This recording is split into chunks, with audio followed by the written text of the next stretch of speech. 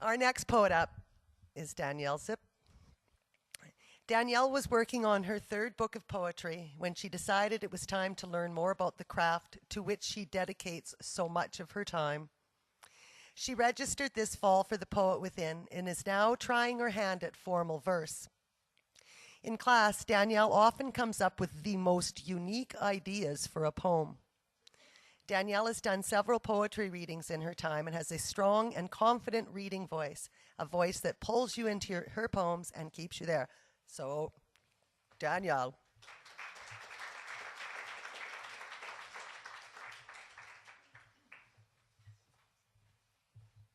Is that a gun?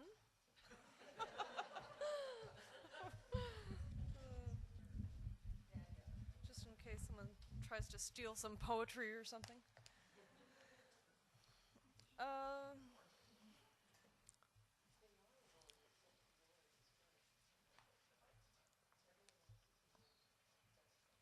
If I could get you two to behave.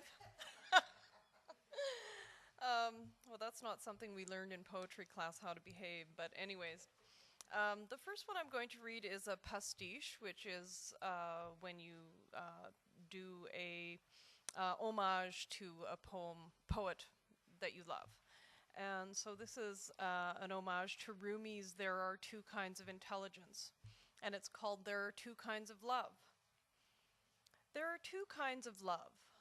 One chosen as a child reaches for a favorite blanket, hugging it to herself, taking a kind of ownership that leads to marriage. With such love you rise in the world. You get ranked ahead or behind others in regard to the solidity of your arrangement. You stroll with this love in and out of rites of passage, getting always more marks on your preserving tablets. There is another kind of love, one that is universal and called agape. It is for everyone. An eternal flame of love carried in the heart. This other love has no legal bounds. It is fluid, and it doesn't move outside to inside through the conduits of another person. This second love is a fountainhead from within you, moving out.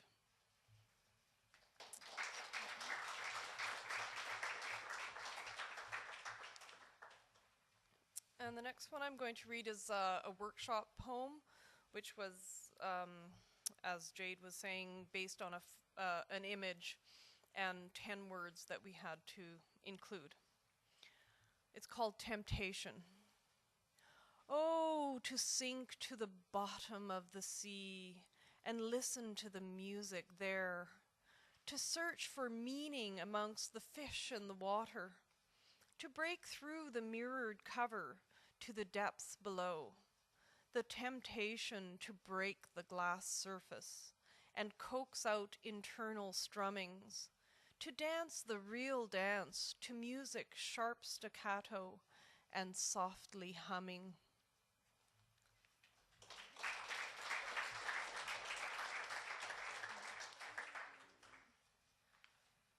Oh, I don't know, I'm debating whether to read this Sestina, but I guess I will because because I believe in it so strongly, even though I don't think it's like my best poem. But anyways, it's called Go Green. The auto industry is in turbulence, and while there is trouble, let's take advantage. Let's make all the cars go green. Let's change the world for the better. Let's lower carbon emissions for good.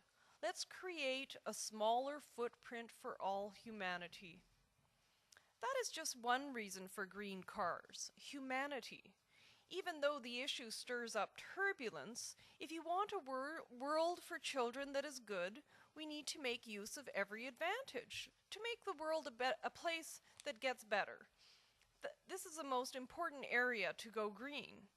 Imagine a world gone green, one that cares not just for humanity, yet a green world for wildlife and nature would be better.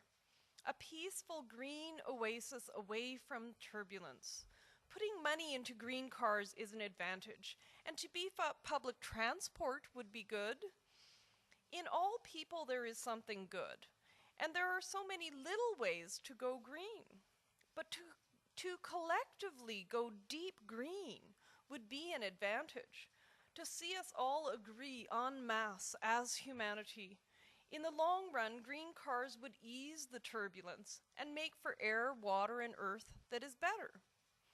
Not only would our collective health get better, the auto industry would actually do something good, making green cars amongst the turbulence and making the world a greener shade of green. And people could be proud once more of humanity, calling our genius and innovation again an advantage. Not all of our inventions have been advantageous. While some have a double edge, some worse, some better, some more prone to show some humanity, cars at first seemed all good. However, it's time for oil and gas to make room for green, and hopefully without too much turbulence. Just enough turbulence to make the world better. A green car world advantage is all to the good, a deeper shade of green, fading the footprint of all humanity.